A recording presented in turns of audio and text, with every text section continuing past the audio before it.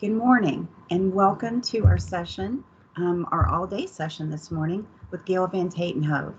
Those of you who got to see Gail this summer know what a treat we're in for today.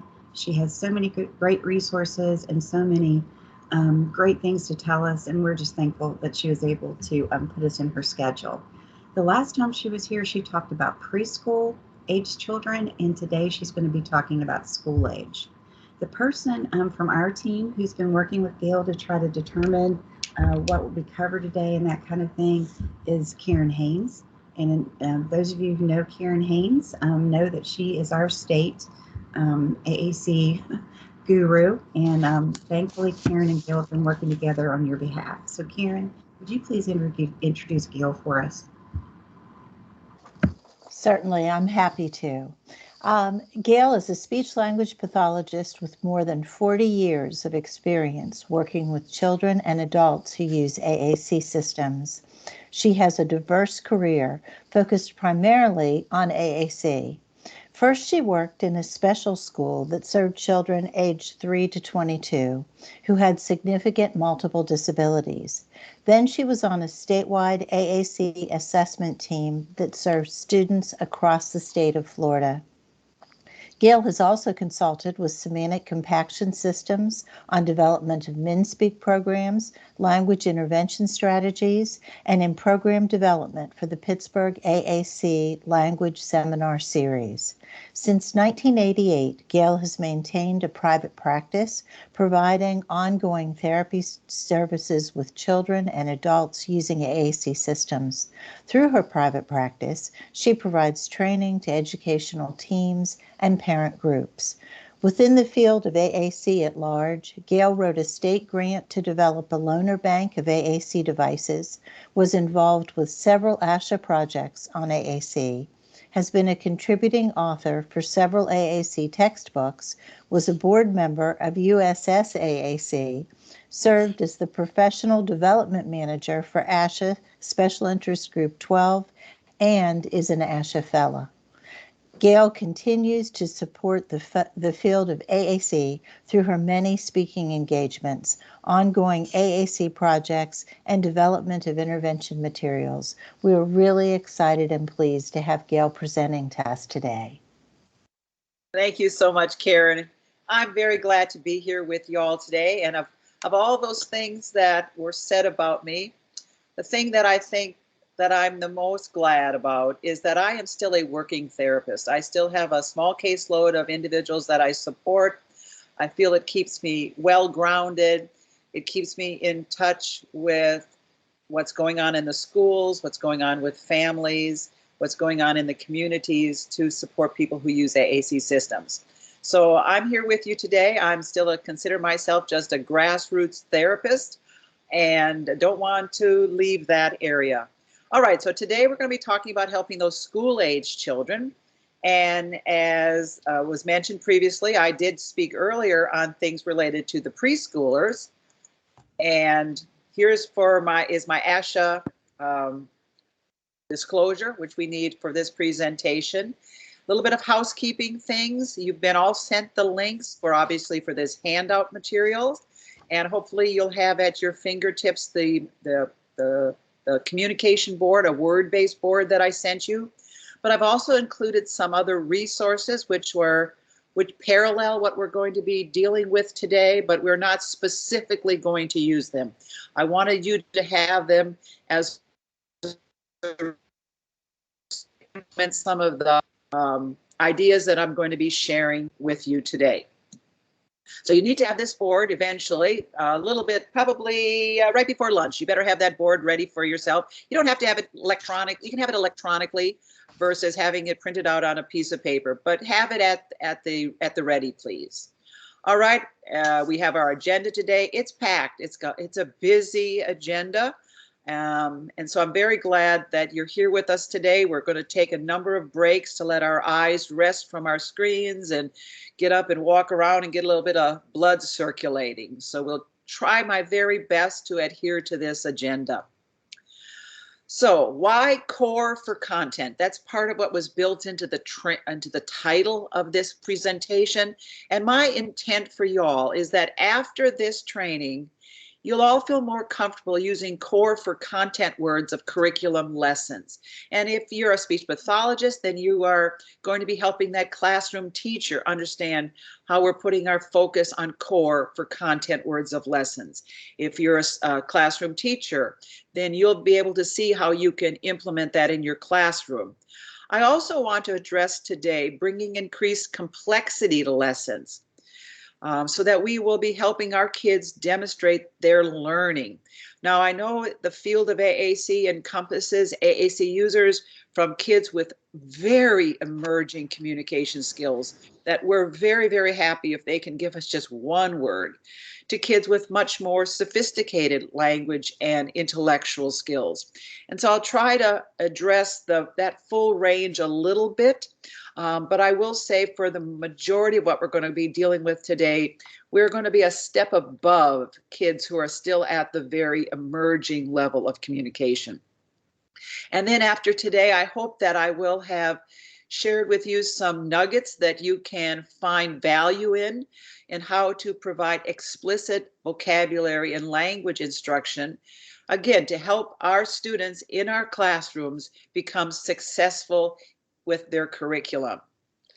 I'm going to pass on some of this today because we've got a lot to cover. But generally, at some point, I get a sense that our group today is heavy with speech pathologists and some classroom teachers.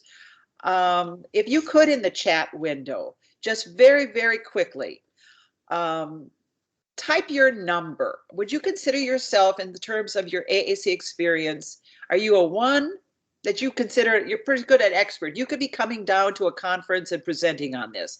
Do you feel proficient? Do you feel like you're competent? Are you an advanced beginner? Or would you consider yourself a novice? So I'm not seeing the chat window now, but if you can quickly type that in, let's see if I can figure out how to see my chat window. Let's see, I don't, so I'm going to. I'm watching it, Gail, Okay. and we have lots of 3s and 4s. I saw a couple of 5s go by. Okay. Great. All right, so I'm not talking to people without some knowledge about things. And so again, I'm not going to actually do a lot of chatting today with this because we're quite a large group and a lot to cover. But I'm hoping, if we're thinking about how many of your students need or are using AAC systems and you're supporting kids in classrooms, how many of you had something in place when they transitioned from their preschool program? I think for many of us, we still may be getting kids coming into your school programs that didn't have an AAC program in place by preschool. Hopefully, for those of you who are working at the middle school level, when a student transitions into your programs coming from an elementary school, there's something in place. And hopefully, by the time they're transitioning into a high school program, from a middle school program, they have something in place. And you may need within your teams discuss what needs to happen in your school district in order to address any of those concerns about getting AAC systems for your students sooner. Because if there's any principle I would say is fairly true in the field of AAC, is earlier is better. Earlier is better to get an AAC system in place. As both mentioned, I did a previous workshop on AAC with preschoolers, and we called that one Setting the Course. And part of that premise of that workshop was based on this quote from Carol Zangari, that when children arrive at a preschool without an effective means of expressive communication, our educational team should go into high gear to develop an AAC system that allows the student to communicate functionally, develop his or her language, and learn through participation in the classroom. So in the previous course, You know, we talked about some things, some AAC systems that do these things well, have developed a functional communication system, have frequently used core words to support language development. So we've covered that. Have specific words as well. I love core. I have been deemed the queen of core, but that doesn't mean I don't also value extended vocabulary. Those specific words that meet the child's particular interests. Doesn't also mean that there isn't a place for phrases and sentences for quick communication, and definitely the alphabet to begin to learn about reading and writing.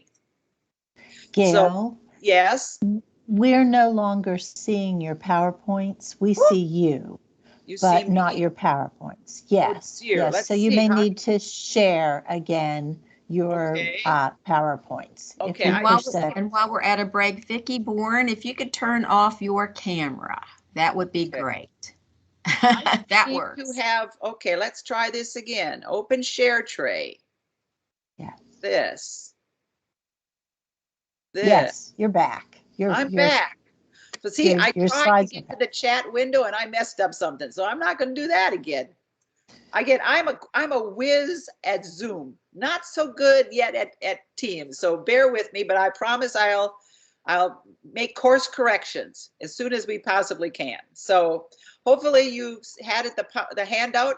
So you saw that, you know, we talked about AAC systems that do things well.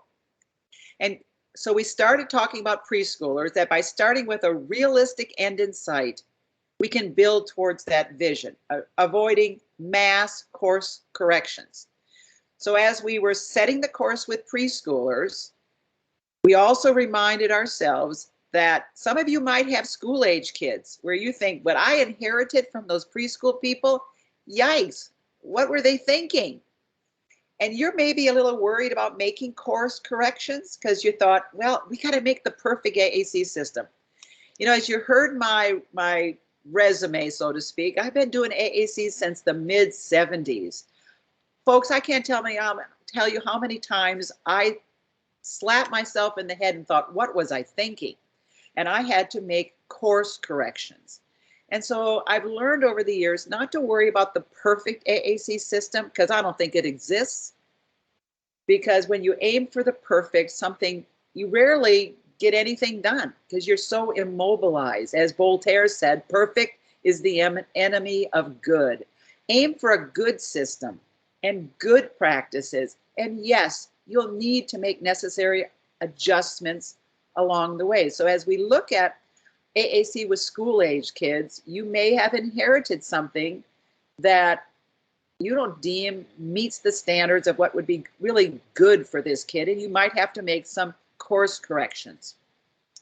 But the vision that I wanted you all to have when you started thinking about starting with preschoolers and then carrying it along to school age kids is the notion about a vocabulary set still needs to include core vocabulary, extended vocabulary, phrases and sentences, alphabet, letters. Our kids need access to all of those things, as well as multimodal AAC systems. So if we've got a manual communication board, we've got some signs the child uses, maybe there's a few things they can do with their voice, and then they have their speech generating devices. So we still always want to embrace those fundamental principles that we did with preschoolers and carry it on to our school age kids. Now, if you're a little uncertain about some of those principles, I can't cover them again today. So please, I included with your resources the complete handout from that presentation I did on AAC with preschoolers. A refresher course on core vocabulary, and you need a refresher course on the different options you have for multimodal communication. Take a look at that information, please.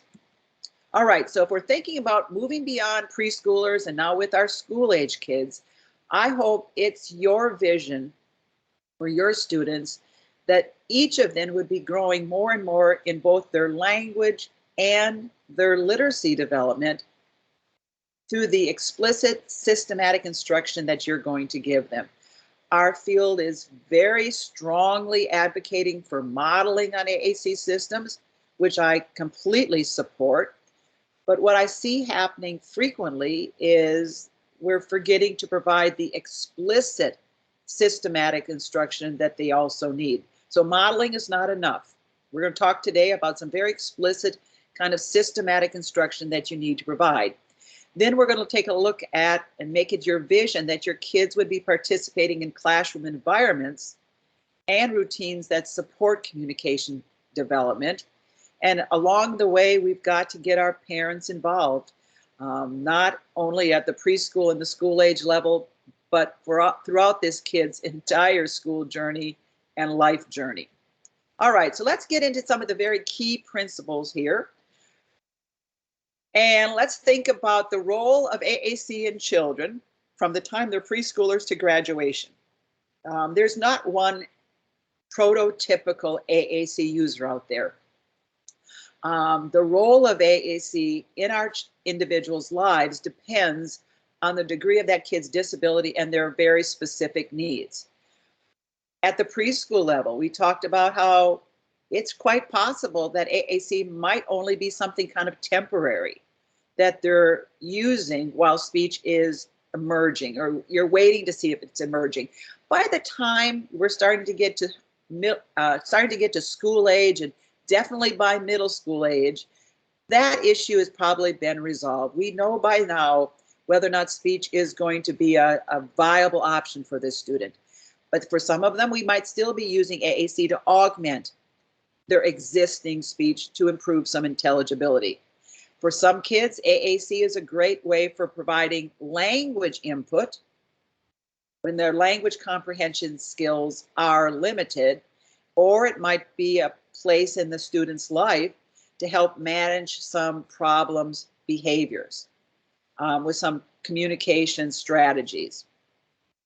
I'm going to share with you some of our implementation trends with school age kids. We can see these are trends that I would say are across the board in the USA as well as overseas, is that core vocabulary has been preached for a long time.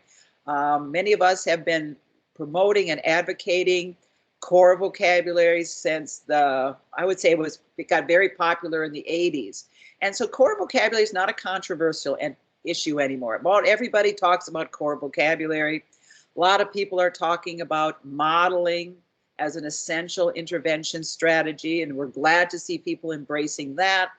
More people are aware of motor planning and its role in learning how to use an AAC system, as well as generating frequently used words automatically. If you look at some of our very fluent AAC users, they could have their eyes shut and continue to communicate very efficiently on their AAC systems. They are like touch typers on their AAC systems. That's what I mean by the motor planning. For any of us who are musicians, I had 12 years of classical piano. When I was 18 years old, I played Clair de Lune by Debussy as my recital piece. And you plunk me down in front of piano, I can still probably play most of it because my fingers remember it. And then that's all about motor planning. It's things that we do automatically without even thinking about it. And so that's a big trend, talking about motor planning, as well as the last one I put on this list, and this is not an extensive, all-inclusive list, is that AAC users, at least in the state of Florida, I'm seeing are more and more becoming included in classroom environments. It's valued, it's encouraged. However, we do know that some of those stand, and I'm going to be sharing with you today about a boy named Joshua, who I have followed for many years. And he had a challenging time going through the standard curriculum. And so we know that it is possible, and we want our kids using AAC to be included in inclusive classroom environments, but it's not an easy journey for many of them. All right, so these implementation trends. So I've got some good news and bad news to share with you. All right. I pulled this recently off of social media, and it was posted at the SIG 12, Special Interest Group 12 community in Asha. And this woman wrote that while the symbols are different, because the question was posted at social media, should I use system A with this kid or should I use system B with this kid? And our assessments for some kids are increasingly becoming social media driven. That's a whole nother issue that I'm not going to get into.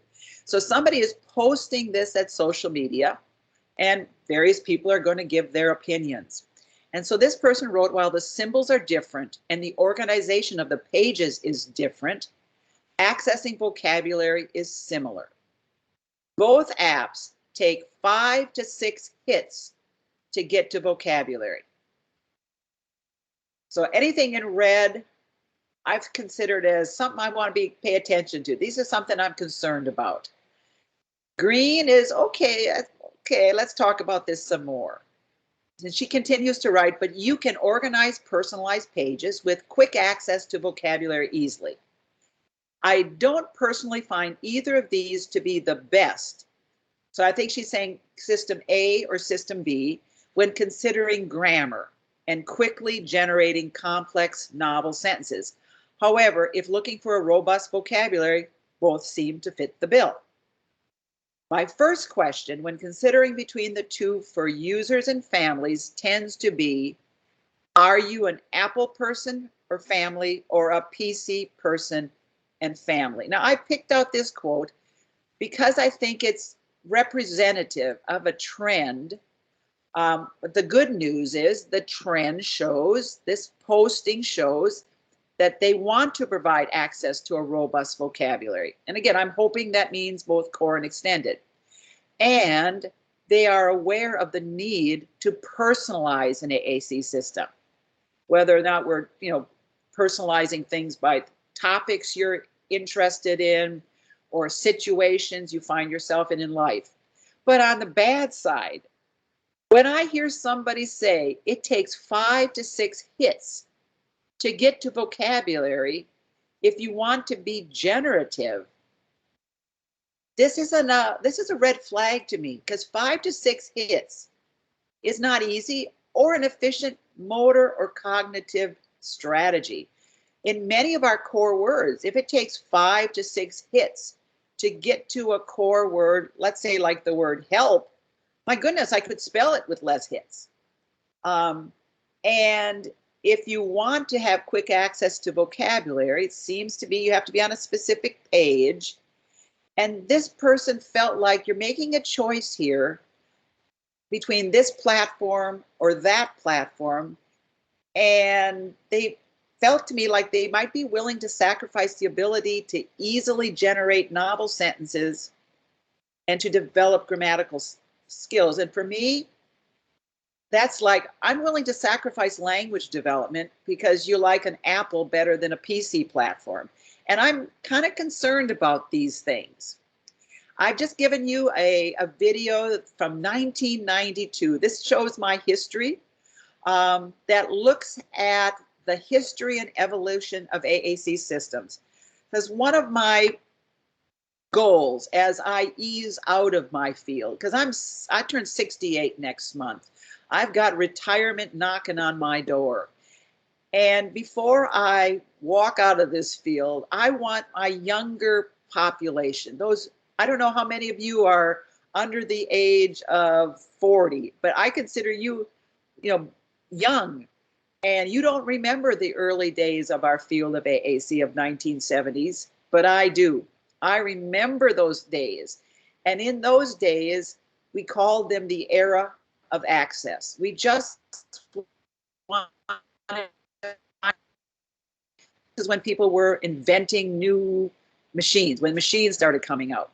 The early days of AAC. Then we went through the era of language representation, when people started providing for us different symbol sets to use. Then it became the problem of the size of the symbol set versus the length of the symbol string. It was during that time that everybody was recognizing 5 to 6 hits to get to something is way too many hits. We've got to find ways to make that more efficient. And then we went into the era of language and literacy development. And I would encourage you, it's kind of a long video, but it is a good one because it really does lay out the history of our field.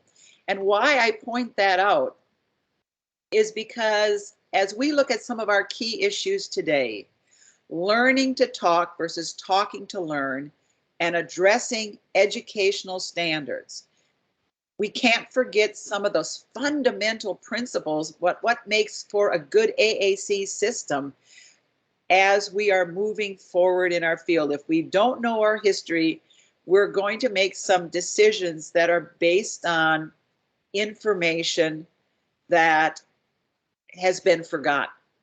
And I'm going to share with you, I always love sharing as we look at some of these issues, the people who first taught me, because I am standing on the shoulders of some incredible people. And one of my first principals who I worked for, Sandra Osborne, reminded me very strongly. Now, she may not have been the first person to say this quotation, but she is the one who first said it to me, that typically developing children come to school having learned to talk and then can use all of their language skills in order to talk to learn. While children who are in need of AAC systems often come, or too often come to school without a reliable means of communication. So children with AAC systems, especially as we talk today about kids in the elementary grades, they usually have to learn to talk with their AAC system at the same time that they have to talk to learn. And that's asking an awful lot of our kids. We have to appreciate what we're asking our kids to do. So I'm going to show you this video. And there's Jordan on the left. He's our AAC user. And this is his first time. Well, not the first time. He's had this device for a while, but he's not in his wheelchair right now. He is sitting in just a little high chair at their dining room table. So normally he would be in his wheelchair and he's better positioned with his device right there in front of him.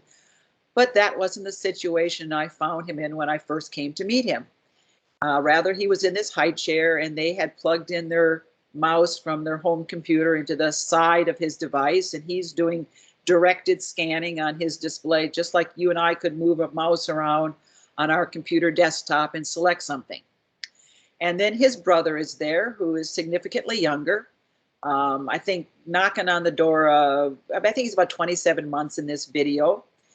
And I just want to show this to you to get that sense of remembering what it's like learning to talk versus being ready to talk to learn. And you'll hear at the very beginning of this video, one of his therapists is there with him, and she's asking him a question. Who is that? Because Bryce has this little wooden Santa in his hand. So let's just listen to this video for a second here, and please alert me right away if you can't hear it, because we didn't check these things. So hopefully you can all hear this.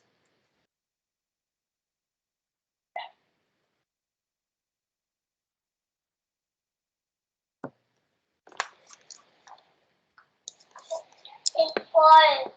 That is falling. I can't stand up. Can't I can't stand up. It can't stand up, no. What? Stand up.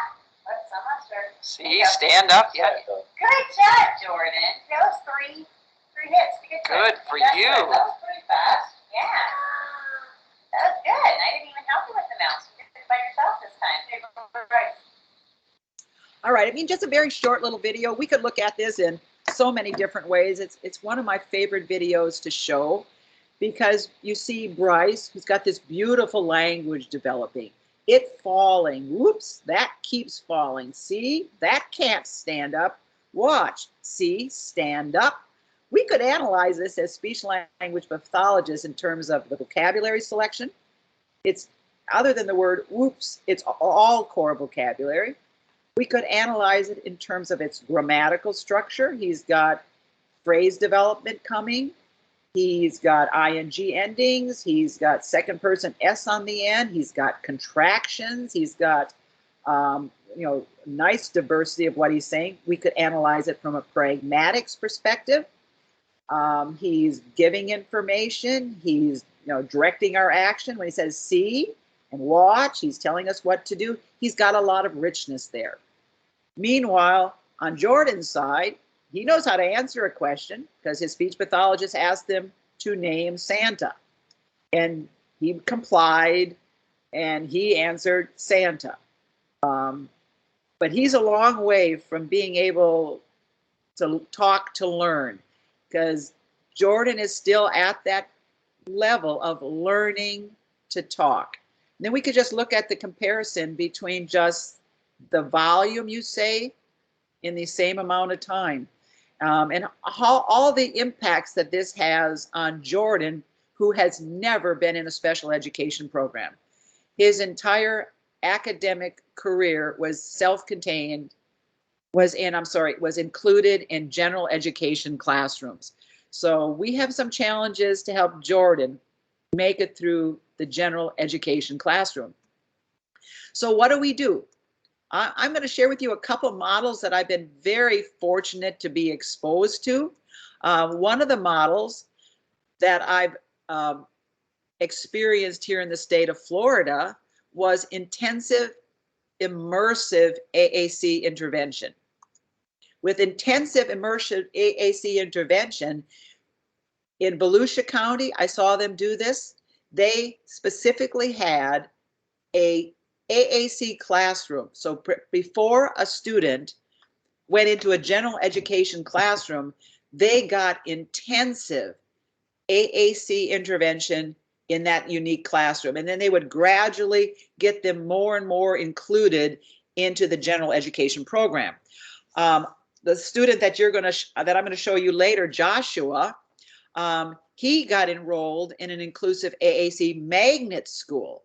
So it's a general education school generally with an intensive classroom in there, but he always had a little time in the intensive AAC program and then a little time in the general education classroom with more and more transition.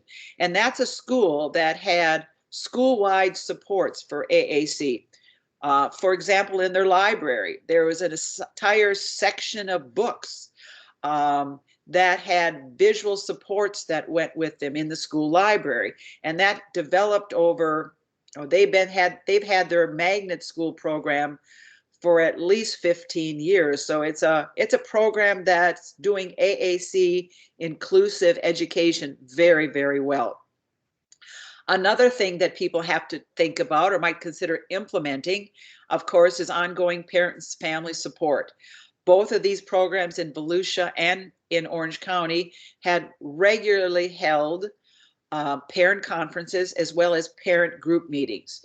So they kept their parents very involved, as well as they did at times develop and implement AAC and communication focused curriculum, not only in the general education classroom, but for kids who were in their special education programs. And I wanted to just briefly not share, because I'm not going to teach you about them, but just, share a few of them later on.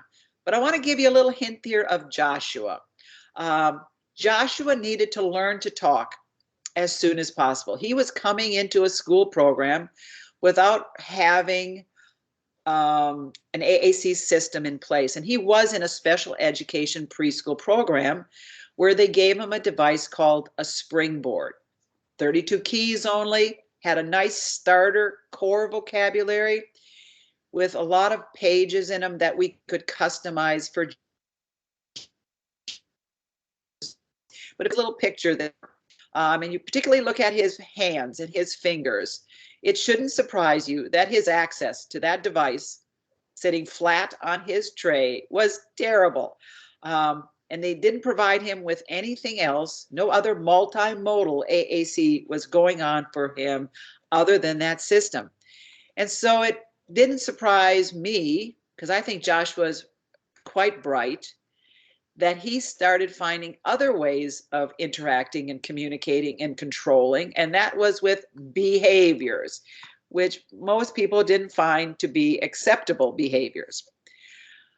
At 6 and 7, he was still in a special education program, and they began trialing other devices because he wasn't making progress using the springboard.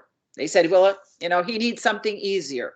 And so the mindset was, although he can't access it very well, there must be something else that we should use that's easier for him, that doesn't have as much vocabulary, doesn't have as much sequencing. And so they began to right away kind of ratchet him down. And they selected 2 different devices, a Tango and a GoTalk 9. The Tango is no longer manufactured, but I bet some of you in your classrooms and schools have GoTalk 9s. Nothing wrong with that device. It's got its place in our continuum of resources. And that's what the school was going to give him. The parents challenged this. They're like, wait, no, we think he's got much more capabilities. And so instead they gave him the next step up version from the Springboard, which was manufactured by Printke Romick Company. The next step up was the Vantage with the Unity 45 program. And then they had the school hire a private speech pathologist, that was me, plus an advocate. And it was our responsibility to design and implement an intensive AAC program and to mediate for the purchase and use of a range of a classroom ATs. So he needed other things than just that Springboard to do his curriculum. The Vantage. He needed other assistive technology and educational technology. And that's when we began negotiating placement for him to leave special ed and to go into an inclusive magnet school. At 6 and 7, his road, again, this is our road for learning to talk. He's struggling in the classroom. People cannot even begin to see how he could possibly be in an inclusive classroom because he's so far behind in learning to talk. They can't envision him being able to master that curriculum. But at this point, he's got that Vantage the school has given him. But I came in and said, the problem with that Vantage is not that it doesn't have good vocabulary. It's not that he can't access it, but he can access it very well. We started experimenting. Where else should we put this device? What other things could we do? But the solution for him early on was to use a manual communication board because it was much easier for him to access. It eliminated that need for those 2, 3, 4 steps or those navigations or those sequences he has to make to get to a word, because at each one of those steps, if you have to hit 3 to 4 keys to find a word, each one of those is a potential point for making a mistake, for one of your fingers that stick out funny to hit the wrong key. As well as we wanted people at school to begin implementing modeling, and they didn't know how to navigate through this device. So putting all his words at a glance on a manual communication board would allow them to model, would allow the family and the staff, everybody to be modeling, because we've got to get him learning to talk before he can talk to learn. So we implemented a lot of new things, not necessarily doing that much with his Vantage. You'll see where we continued on from there, but he's got his manual board, which I'm going to show you, as well as other educational assistive technology, like, a fully accessible curriculum, IntelliKeys keyboard to different computer programs. We pulled all the things out to try with Joshua. So here's Joshua's manual communication board. So imagine that this board covers the full length of library. So it fills the whole thing up. It's on a little bit of an incline rather than flat, because if it's an incline, it makes it easier for him to reach the top bits. And he takes his fist and he drops his fist into one of those blocks, which are subdivided, most with 4, some with 6 words. And then the partner scans through the words. So if Joshua's hand is there, I'm going to say, do you want the word hold? No. Love? Make? And he'll nod his head and tell me which one he wants. He has, with this simple system, 190 core words on one side. So 190 words is a good starting point for learning to talk. On the back side, you can see the list of other things he has on the back side, because no teacher in those early grades wants to have, all teachers in the early grades want to have access to letters, numbers, shapes, names, school words. He's got a lot of other stuff on there that feels like a better fit for some of the classroom things that they plan on doing. So that's Joshua's manual board. In his Road to Learning to Talk and Talking to Learn by 4th to 6th grade, he's bumped up from Unity 45 sequence to now Unity 84 sequence, and he's finally now ready to do access with his eyes. When I first met Joshua, I thought this kid needs to be an eye gazer. But eye gaze technology, when he was really young, wasn't terrific. It was still sort of just emerging in our field, and he didn't want to do it. He wanted to use his hand. But by 4th through 6th grade, he's now placed in this magnet school, fully included, resource room supports, in-class and pull-out therapy. Once a month, I meet with that team. And then he also has an AAC peer mentor coming every week to visit the classroom and spend some time one-on-one with Joshua. That was all part of his intensive program to learn to talk. By the time he's in 4th to 6th grade, his manual board is primarily now just a backup system, because he's good with eye gaze, he's fast with eye gaze, and he's accurate. And he's still also using educational technology, lots of accessible curriculum for reading and math. So his device at this time is an Echo Point, and it can interface with any school computer. And so his Echo Point acts as a mouse and a keyboard. So he goes to the computer lab with all his other classmates to do both his math curriculum at this point and his reading curriculum is computer based. So there's Joshua, and I'm going to show you just a little video here of Joshua. So there's Joshua with his school-based speech therapist. Because I'm going to show you this video, because later on I'm going to talk about how we developed his development of building sentences. And I had asked him, what do you think about?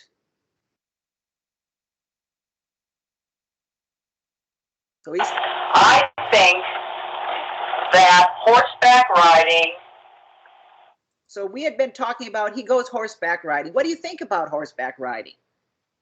And later on, when we think about increasing sophistication, increasing complexity, I'm actually asking Joshua to give his opinion, which in Bloom's taxonomy of learning is a higher order thinking skill. And so I'm asking him, I know he goes to horseback riding. What do you think about going to horseback riding? And he's given me a couple words already. So he's given the sign.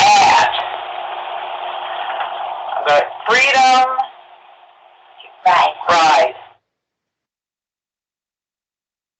So whatever he's already generated, I'm writing on color-coded cards to represent different parts of speech. Is Joshua knows by this point, because I've done this enough with him in therapy, that if he doesn't give me a green card, which I use for color-coding verbs, he's not even close to building a sentence. He's got to give me at least a green card.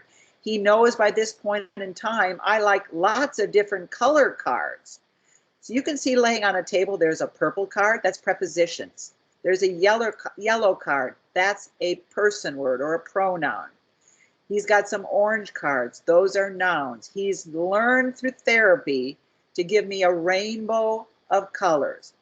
He used to give me like a whole bunch of nouns. So I would write everything on an orange card and say, Joshua, sweetheart, that's not a sentence, that's a list. So he's pretty good at giving me words from different word groups. What he's not so good yet at is getting them in a grammatical structure. This stuff we're going to talk about way this afternoon, but I'm showing it to you this morning while you still have a lot of neurons firing. You said tall. So there's We'll take it for now. adjective. Tall. So now I can start manipulating them and figuring out what tall and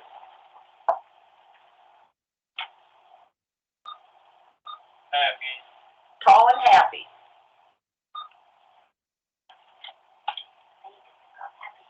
Nope. Changing your mind? Yeah, he deleted it. Okay.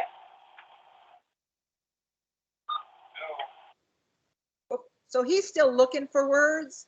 You know, so I'm going to stop that. I've showed you what I wanted you to see.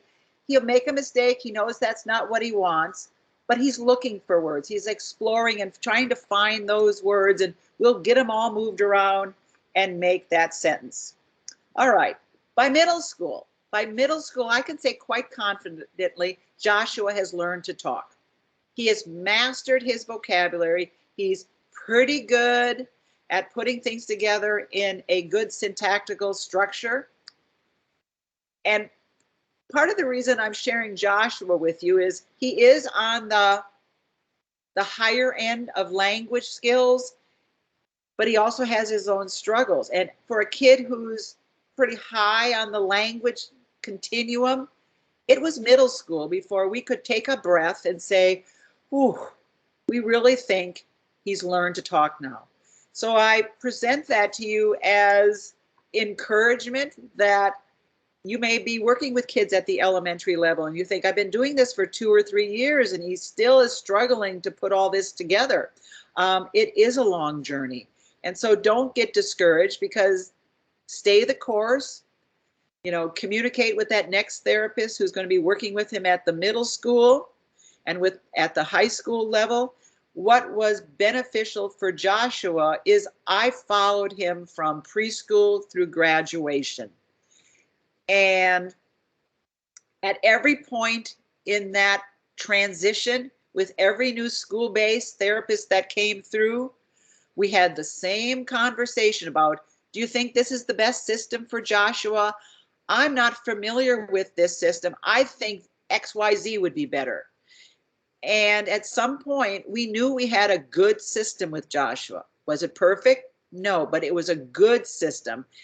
And by middle school, he was so deeply invested in it, and we weren't going to make a change to accommodate that the speech pathologist was more familiar with something else.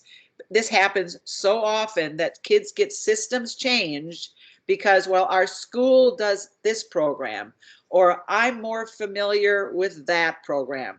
And I hesitate to encourage that, because it can be very problematic for our kids.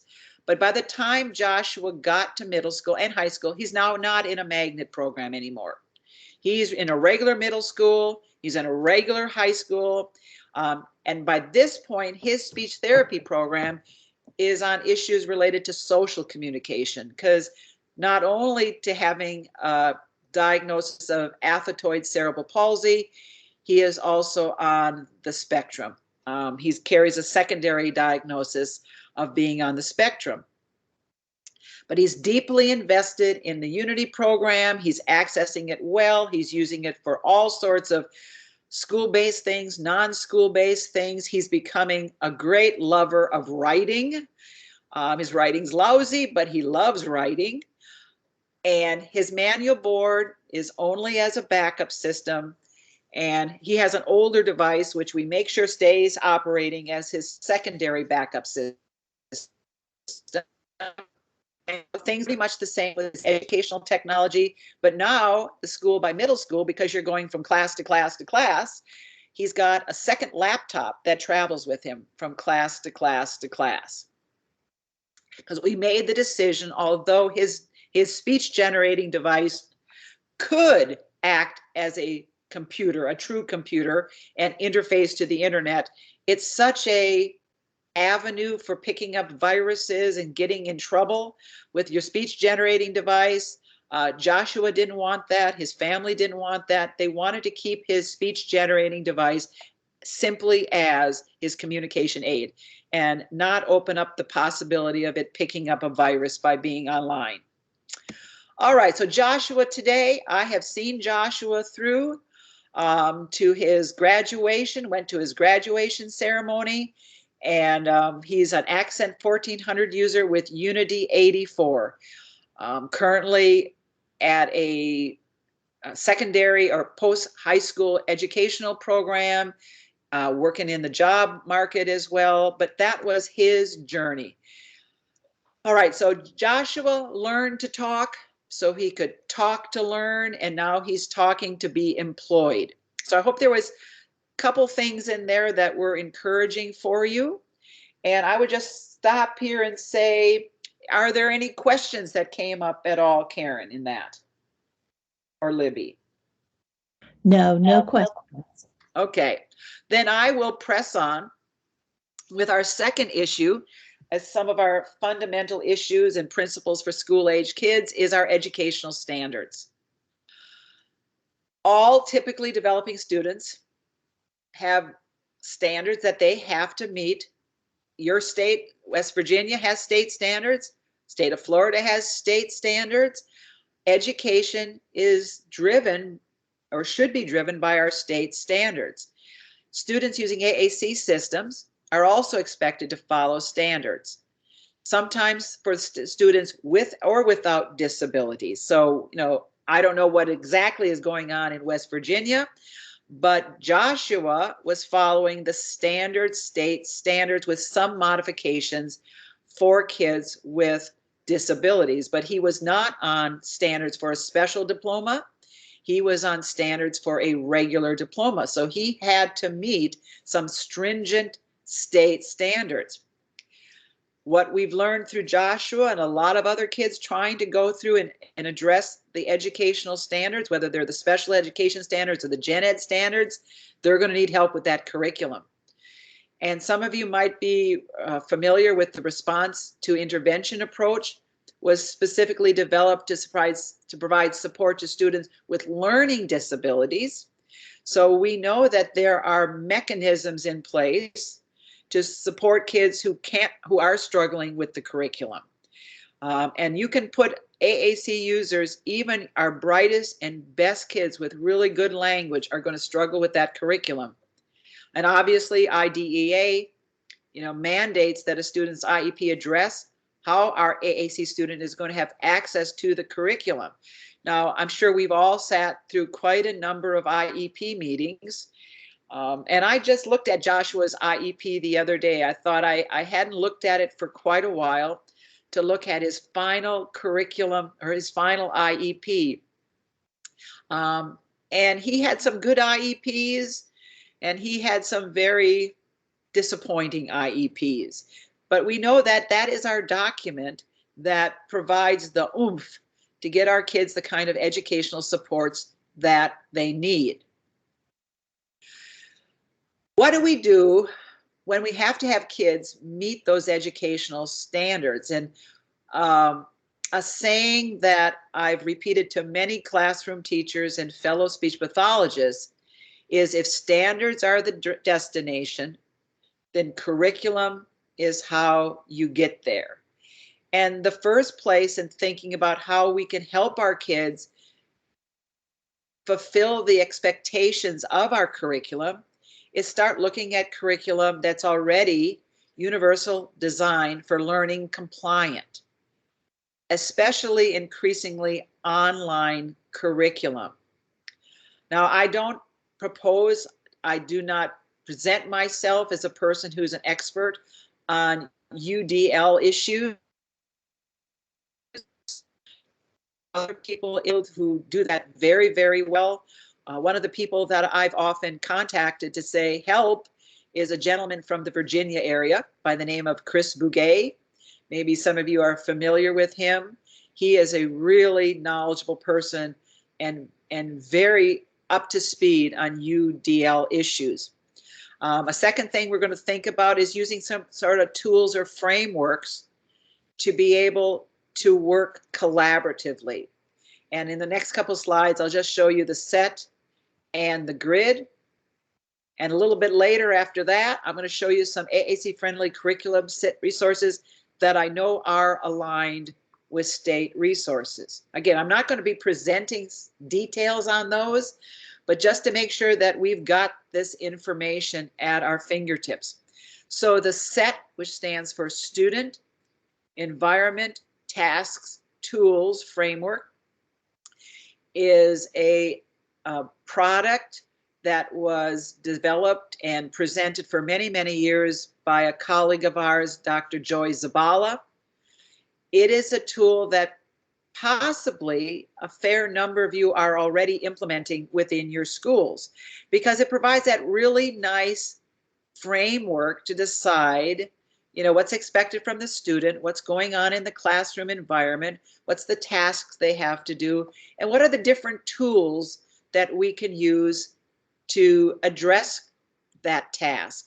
And that helped us very much in our process with Joshua. We used that to remind all of us on the team that his device, his echo or his accent, wasn't always the best tool for a certain task in that environment. So it allowed us to make sure we were implementing everything within our toolbox to help Joshua be successful in the classroom. So it's been a very widely established tool that if you're not familiar with it, definitely go download that and take a look at that tool. Carol Zangari wrote about why she loves SET, and I'm in agreement with her on it. I found that it did give everyone a very common focus. While we were looking at Joshua through those middle school years and the high school years, we all could look at it at the same thing at the same time. I sometimes would get just so caught up in his device that I didn't always look at something from another perspective. So that was a valuable tool for me to help. It helped us look on the process, a framework, and it helped us all be a little less defensive when we were trying to make things better for Joshua. When you've got advocates and you've got lawyers and you've got private practice people coming into a school team, there can be sometimes an adversarial atmosphere. And using the SET made everything a little bit better. It became our way after a while of thinking. I saw all of us become better problem solvers. And the faster we could recognize a problem and solve it, the better off it was for Joshua.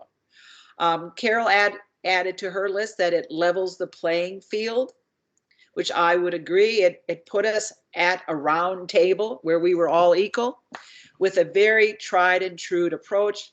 Joy Zabala included lots of other resources that went along with SET. So I would say, you know, you're going to listen to this presentation today and you're going to get some ideas from me, but I hope if you're not right now using the SET, that it would be an idea that you explore and hopefully embrace.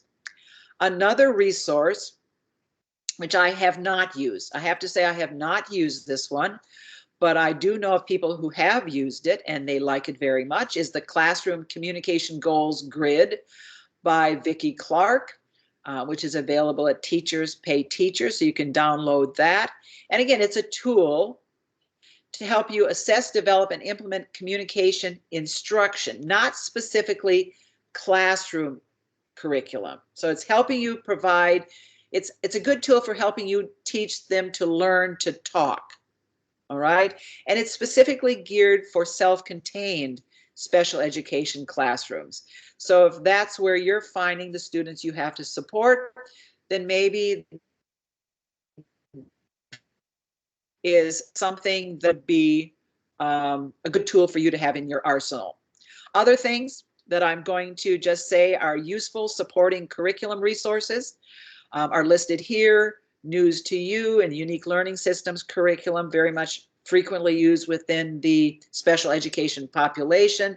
Tar Heel Reader and Project Core.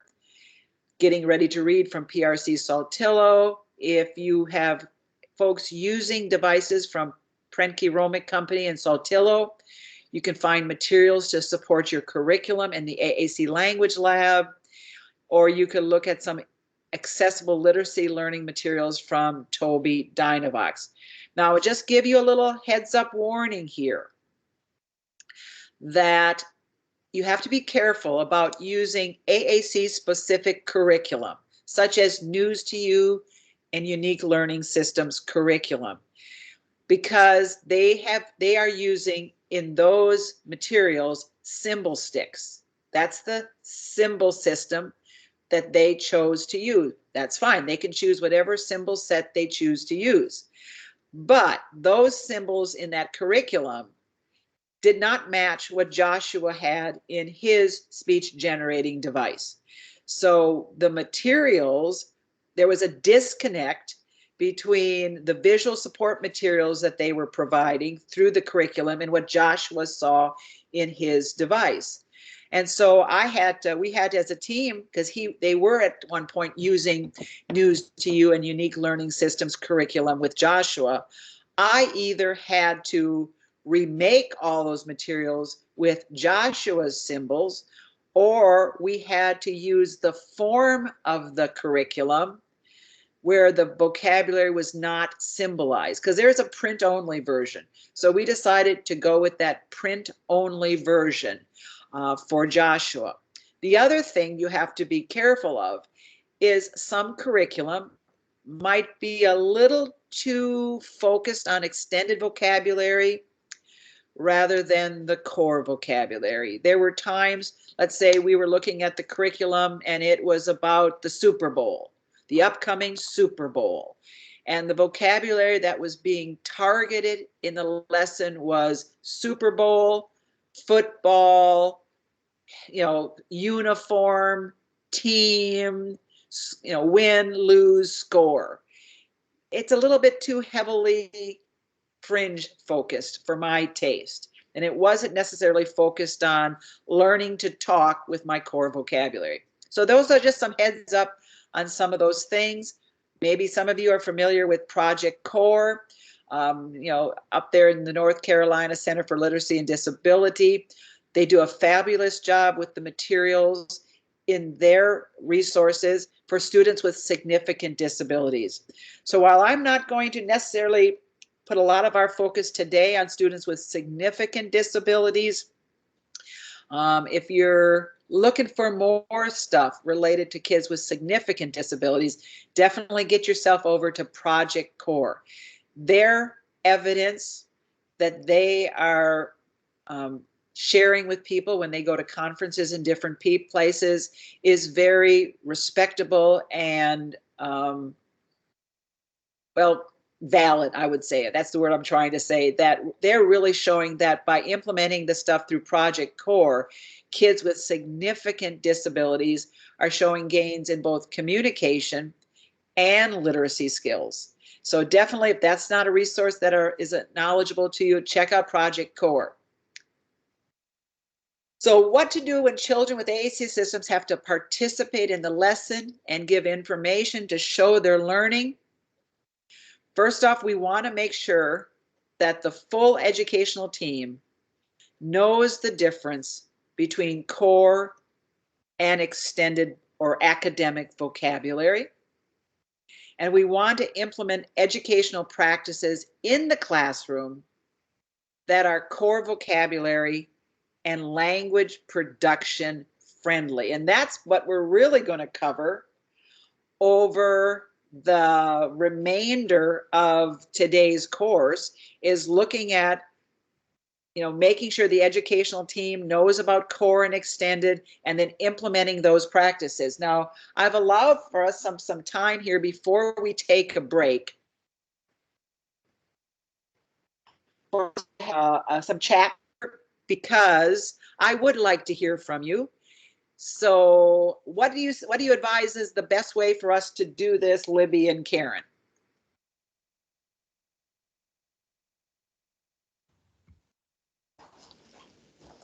I'll watch the chat.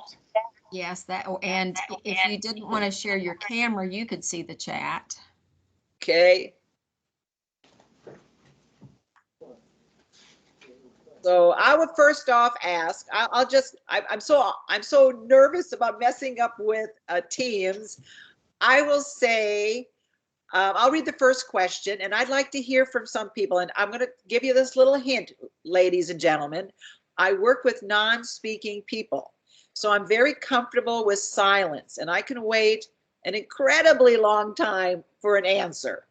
So, you've had a few seconds here, a minute or so, to look at some of these questions. So get your fingers warmed up. And let's get a couple answers to what else challenges you when supporting school-age children who need or are using AAC systems. And I've got my pad here that I'm going to chat down some things. So I'll either tell you I'm going to cover that later, or I'll try my very best to say, here's some idea, or I'll be honest and say, I don't know.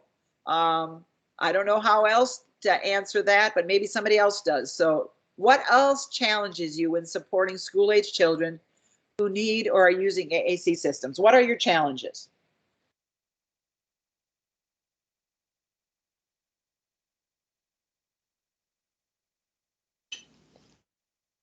Melissa has said parent buy-in or use at home. And then we also have comments about a comment from Leslie, training others to use them all the time. Lori said getting classrooms to use the device when I'm not there. Debbie said getting support from classroom teachers. All right, I'm How's jotting. that to get you started? Yes. You want me Okay. to go back through them again? I got the gist. What was the last one, Libby? The last one was getting support from classroom teachers. Okay. And we have another person has said buy-in. Buy-in. And then Tina mentioned when I write IEP goals for kids with AAC systems, I first consult with parents to inventory use at home, then the classroom teacher. Then I generate goals based on areas of need intersection. All right. Let's stop there. All right. These are not surprising challenges, but I'm going to start with the easy one. Getting support from classroom teachers and buy-in. We are definitely going to address a lot of that, as well as you have them using the speech generating device when you're not in the classroom. So when we look at and talk about descriptive teaching, we have to be able to give teachers, in my experience, very practical strategies to integrate it and use that device within their lessons. We have to give them, I don't want to say when we go through this stuff on descriptive talking, you'll see what I provide to the teachers is a big wall chart that shows the vocabulary that I want us to focus on. It doesn't show every possible word that's in the speech generating device. That size wall chart would cover an entire wall in the classroom. This is one, that's, wide as my shoulders and goes from my head to my waist. It's not going to take up a huge amount of space in the classroom, but it shows the most frequently used words that every student needs for reading, for writing, for talking. Because when I've gone into classrooms and I've come up against issues related to implementing in the classroom, I ask myself, where is the challenge here in embracing new ideas? I was instructed in a class on adult learning that you have to have, there's 3 levels of where you're going to address an issue: attitude, knowledge, and skills. And when I know that I get invited to come into a classroom, when I got invited to come into Joshua's classroom, I was an outsider. There were all sorts of issues with lawsuits and going to due process hearings involved. Right away, I'm the enemy, and I know that I'm coming there as the enemy. And it sounds like the simplest thing, but that was the first hurdle I had to get over. I had to figure out, how do I develop a relationship with that classroom teacher? How do I get her to not see me as an enemy? How does she not see me as somebody who's asking her to just do one more thing? She's already got a bajillion things on her shoulders, and this is a hard kid in her classroom who's got behavioral issues, who's disrupting things. And just generally what I saw happen with Joshua is they always put him in the best teacher's classroom. And she's a good teacher, but she's got all the hard kids somehow ended up in her class. But to say that I used to try to figure out what are ways that I can develop a relationship with that teacher. We all do things for our friends that we wouldn't do for somebody that we don't know so well. So I had to not be just that hired gun that was coming in there. So I never came to a meeting without bringing snacks. I know that sounds like a simple thing. I always was the person who brought some sort of snack to share.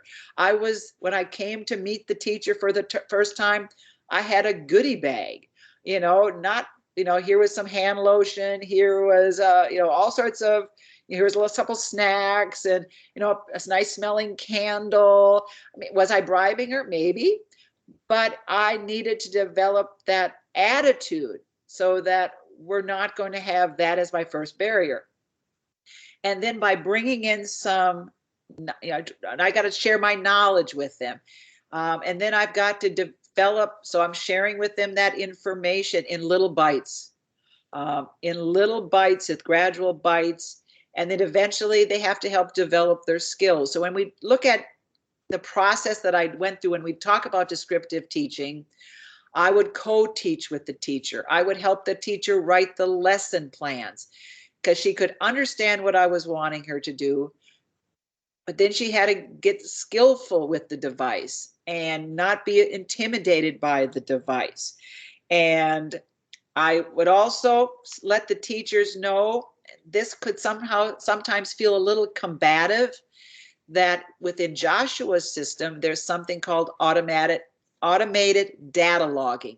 And many of our devices today have automated data logging, which is recording every keystroke on that device. So I would always share the automated data logging and say, look at since I was last here, this is the printout of everything that Joshua said in your classroom on Monday, Tuesday, Wednesday, Thursday, Friday. And I see there's really great use going on here. Tell me what's going on here. And, encourage them. And I see really good use going on here. But I'm not seeing any use during this time right here, which was maybe a social studies lesson. What can I do to help you? What haven't I helped you enough to do to figure out how to use this in social studies?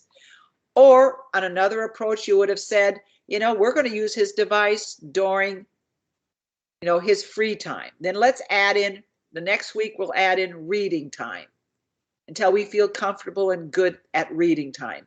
And then let's add in social studies. So maybe we took a gradual approach. To get that kind of buy-in, you often have to take little baby steps on easing them in and develop that relationship that they know they're not being graded, they're not being critiqued, they're not being assessed, and to feel like they're part of the team. And then maybe think about implementing some of those things like that teacher feels like she's got more of a stake at the table. There's a saying in politics that if you're not at the table, you're on the menu, which essentially means, if you're not there having your voice, you're being you're just being consumed. You know, you're not a voice there. So if you're not at the table, you're on the menu. So please think about how you can implement maybe some of those other structures to get that teacher more involved. Challenges on parent buy-in and use at home. I know that that's a big issue. And the pressures on parents are extraordinary, as well as, you know, not every parent is always able to manage technology. There are some parents that are so overwhelmed and intimidated by technology. I'm very fortunate that I'm family-based therapist, that I've got the families interacting with me who have deep buy-in. That's why they hire me. But that was not always the case. My first experience in the schools, which goes back to 1977, my school principal gave me one, maybe I would say two Fridays a month, which were my parent days, which I covered 5 counties and drove to the parents' homes to meet with them.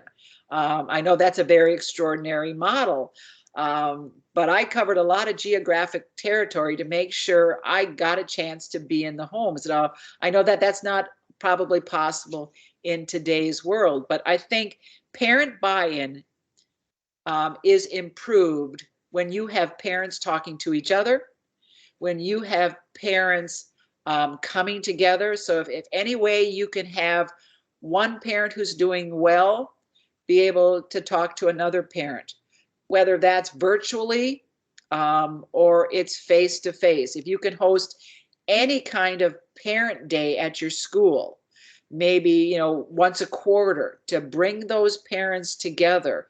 When you start doing those kinds of things, there's a school up in Tallahassee, Gretchen Everhart School, that does an extraordinary job with a monthly parent group meetings. And half the time, people are bringing food. It's like a potluck. Let's talk about our kids.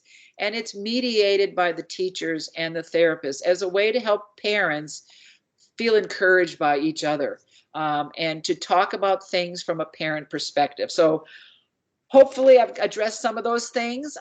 Let's me ask about anybody else on writing their IEP goals. I love the comments you made about consult with parents and consult with the teachers and then generate your goals. How about anybody else want to make a comment about how you're writing your goals for students using AAC systems? And maybe are you specifically addressing in your goals how they're going to communicate, like using their speech generating device or using their manual communication board or using their AAC system, which, you know, accompanies everything that the kid does? Are you including that in your goals? Selena mentioned earlier that she feels like connecting to the curriculum is very difficult, and then that the teacher's knowledge of the devices is limited. Okay. I'm writing this down. Right. I mean, whether or not the teacher needs to have deep knowledge of the device from an operational perspective is not as important to me as that teacher knowing what words are in the AAC system. So I do like to give my teachers some resource. That's why I love my wall chart. When I give them my wall chart, and you'll see my wall chart later on, when I give them that wall chart, I can say to them, these words are in the device. You know that these words are in the device. Now, I can't promise you the kid in the classroom knows how to say these words yet or put these words in combinations with other words, but I can promise you they're in this device. And so we're going to figure out together how we can connect those words in the device to the curriculum. And I know in the past I've written goals like a history goal. A history goal is when talking about things that happened in the past in history class. You know, John or Joshua will use past tense verbs to talk about things that happened in the past. Or if I'm talking about a science, I might have written a science goal that was related to science, that Joshua will be able to say the words first, next, last, and I'll list some vocabulary that are related maybe to doing a science experiment. But I'm going to, I've got some resources on writing IEP goals that if I can find it, I've switched some computers in the last year. If I can find it in the next week, over the weekend, I'll try dropping that into the resource folder, because there's a number of people who have done some really nice work on writing IEP goals for students using AAC systems, and I won't do their work justice. So I'm going to drop that in there because I know that's a huge issue for y'all. How about your experience with SET or the classroom communication grid?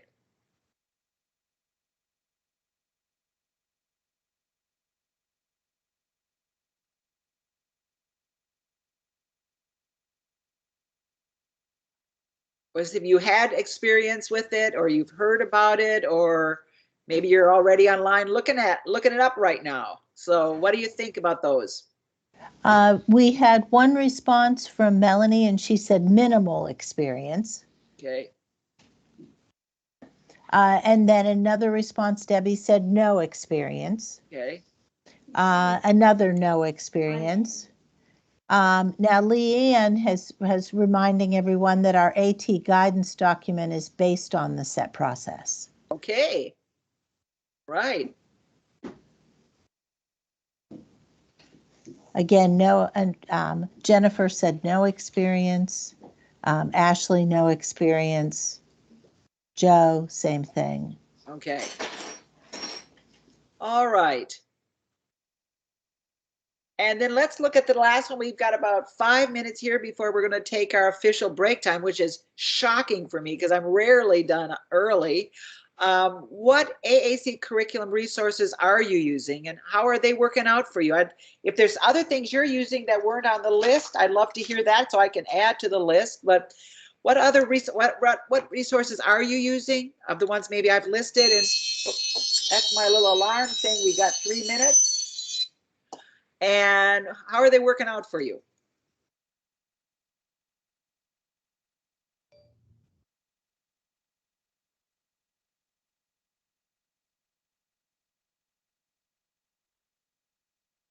Maybe even think about some of the resources from various different manufacturers. If you're using a specific AAC system, nearly every manufacturer has curriculum resources these days.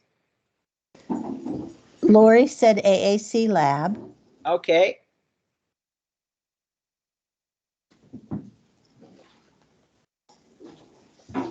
How are you finding those resources? This is not a critique. Please be honest with me. How are you finding the AAC Lab is in terms of helping you meet your classroom curriculum? Now, Michelle said that she started using the Tell Me program with her preschool teacher and that they're in the trial and error phase right now. Okay, because the Tell Me program we talked about during the preschool workshop. Yes. Yes, and Dr. Carol Zangari, that's I think an excellent program. And everyone who participated in your preschool workshop got a copy of that. Yeah. And we did another little session where we went through it and explored it and discussed it. Excellent. And Selena says the Toby Learning Hub. Okay. Yeah, I don't support any kid on a Toby system, so I'm not always up to speed on that. But how do you feel that Toby Learning Hub is helping you help your students meet your curriculum?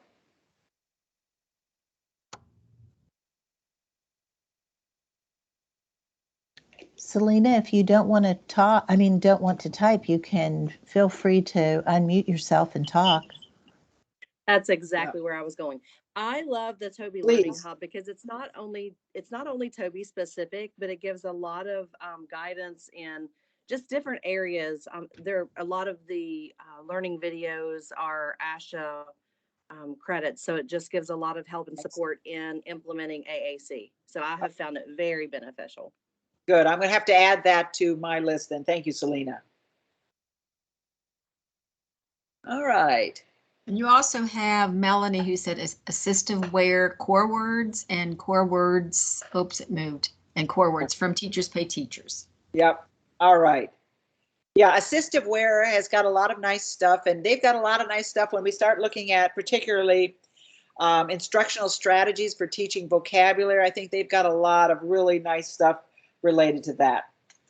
All right, folks, my iPhone tells me it's 10 o'clock, so it's time for us to take a short break. So we got a 15-minute break, so please make sure you stand up, walk around, get something to drink, do whatever you need to do, and we will be back at 10:15. So this is the end of part 1.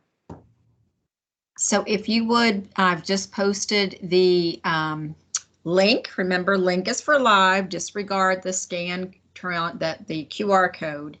Make sure that you respond to the attendance verification link in the chat box so that we know who was able to attend the entire session, part 1.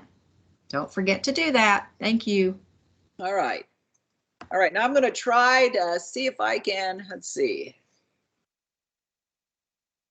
How